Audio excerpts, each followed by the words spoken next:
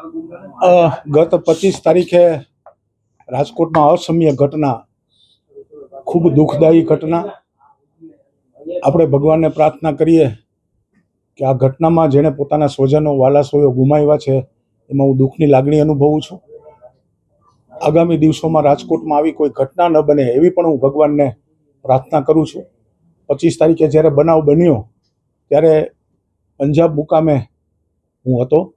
27 તારીખે મારે રાજકોટ આવવાનું થયું ત્યારે એ જે રીતે મારા વિસ્તારમાં માધવ પાર્કમાં જે 3 લોકોના સ્વજનો ગુમાવ્યા હતા એટલે મારા સાથી મિત્ર પુષ્કરભાઈને વાત કરીને એને લોકોને ત્યાંથી જ મેં કીધું હતું ને એ લોકો એના ઘરે પણ જઈ આવ્યા હતા.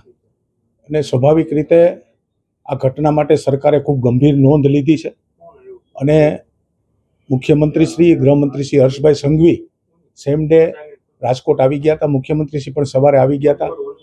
સુભાષ ત્રિવેદી સાહેબની અધ્યક્ષતાને એક સીટની રચના કરવામાં આવી છે. આમાં જે પણ કોઈ જવાબદાર હશે એની ઉપર પગલાં લેવાવા જ જોઈએ, આવી પણ મારી લાગણી છે. કારણ કે પોતાના સ્વજનો જેણે ગુમાવ્યા છે એની ઉપર શું વર્તી હોય એ તો એ જ જાણતા હોય. ત્યારે આમાં સરકાર એ ખૂબ ગંભીર છે અને આવતા દિવસોમાં પણ આમાં જેની જેની જવાબદારી આવતી હોય એ બધા કસૂરવારોને સજા થવી જોઈએ.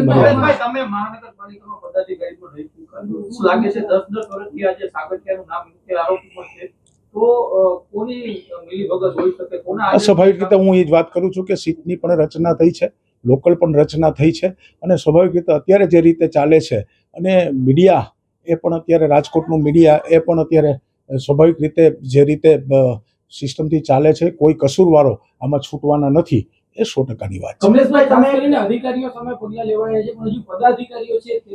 મેં વાત કરી કે આમાં જે પણ કોઈ હશે સરકારની સ્પષ્ટ સૂચના છે કે અધિકારી હોય, પદાધિકારી હોય, જે પણ કાંઈ હોય જેનું નામ પણ ખુલે એની ઉપર પગલાં લેવા.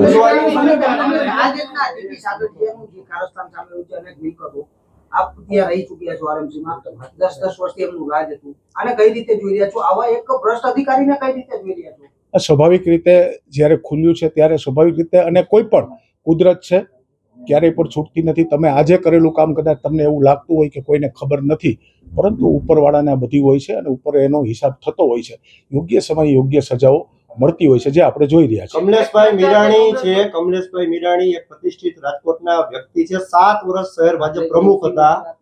તમારું નામ આમાં ચર્ચામાં આવી રહ્યું છે કે કમલેશભાઈ મીરાણી. હવે વાત આવી છે એટલે કહી દઉં કે ક્યાંય પણ આ અગ્નિકાંડ વિષયમાં ક્યાંય પણ મારું નામ ખોલે તો હું સ્વાભાવિક તમારી સમક્ષ કહું છું કે હું મારું જાહેર જીવન એ પણ છોડી દઈશ. ક્યારેય પણ જ્યારે 2-3 મીડિયામાં મેં સાંભળ્યું જે જગ્યા મવડી વાવડી વાળી જે વાત છે એમાં ક્યાંય પણ મારું લોકેશન હોય, ક્યાંય પણ કશું હોય તો હું મારું જાહેર જીવન છોડી દેવા તૈયાર છું.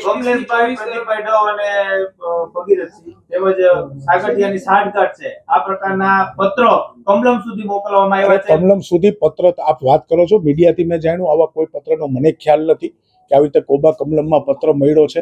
કોના નામનો પત્ર છે, શું એવિડન્સ છે?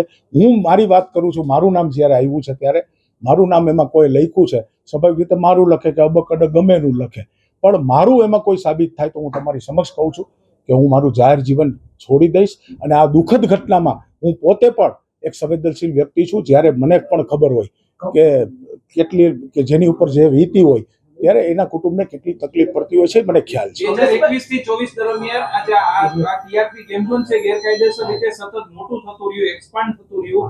ત્યારે પણ જે ટીપીઓ શાખાની રહેમ નજર નીચે એક્સપાન્ડ થતું રહ્યું. એટલે ત્યારના જે સત્તાધીશો છે તેની આમાં સ્વાભાવિક રીતે હું તમને એ જ કહું છું કે જેની જે જવાબદારી ફિક્સ થતી છે ઓથોરાઇઝની, એની ઉપર પગલાં લેવાના છે. સરકાર ખૂબ કડક છે. ભૂપેન્દ્રભાઈ પટેલે પણ સૂચના સ્પષ્ટ આપી છે, આમાં કોઈને છોડવામાં એવું મારા ધ્યાનમાં આવ્યું છે તમારા સમક્ષ કે બરોબર છે. જેનું નામ હશે એ ખુલવું જોઈએ. કમલેશભાઈ તમે પ્રમુખ હતા તો તમને ત્યારે ખબર નહોતી કે ત્યાં આવું મોટો મામલો ચાલે છે? 21 થી 24 ના સત્તાધીશો તમારી જાણ માટે કહી દઉં, ટીઆરપી ગેમ ઝોન ટીઆરપી ના ગેમ ઝોનના જે માલિકો છે એને કોઈ વ્યક્તિગત મારી સાથે કોઈ પરિચય નથી. મેં કોઈ દિવસ કોઈ સાથે એવી વાત પણ નથી કરી. મારા નંબર પણ એની પાસે ન હોય, એના નંબર પણ મારી પાસે ન હોય. એટલે કોઈ દિવસ કાંઈ કોઈ છુપાવવાની અરે ન, હું સ્વાભાવિક છે કે જે ત્રુટિ રહી છે એ ન જ બનવી જોઈએ, અને એમાં જે ત્રુટિ રાખનાર લોકોના નામ ખુલે એની ઉપર સજા થવી જોઈએ. સાગઠિયાએ કરોડો રૂપિયા બનાવ્યા એના જ્યારથી ટીપીઓ શાખામાં છે, એ સત્તાધીશોને જાણ ન હોય તે વાત કોઈના ગળે ઉતરતી નથી. અરે વાત સાચી છે, હું તમને એ જ કહું છું કે કદાચ આજે કોઈ કામ કર્યું હોય તો તમને એવું લાગતું હોય કોઈ જોતું નથી, પણ કુદરત જોવે છે, અને જ્યારે એનો સમય આવે ત્યારે સૌને એ પછી ગમે તે હોય એની ઉપર એને સજા થવી જોઈએ. કમિટીની બેઠક હોય કે જનરલ બોર્ડ હોય, તે પહેલા રાજકોટ શહેર ભાજપના પ્રમુખ તરીકે તમારી જવાબદારી હતી કે તમે સંકલન કરતા રહો.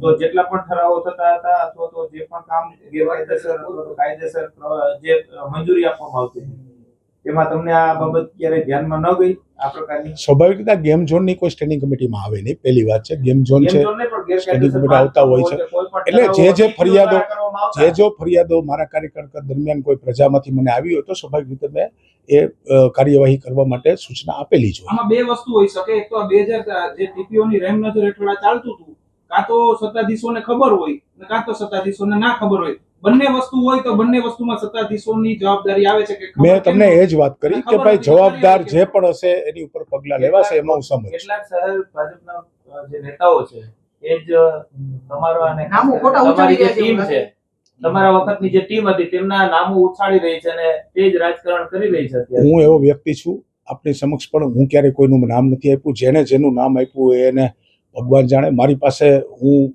સ્વાભાવિક રીતે ભગવાન ઉપર આભારી છું. મેં કશું કર્યું નથી તો મારું નામ આવે તો મને પણ સજા થવી જોઈએ. જે લોકોએ કદાચ રાજકીય ઓને લીધે કદાચ આપની સમક્ષ જે પણ વાત પહોંચાડી હોય એમાં આપ જાઓ.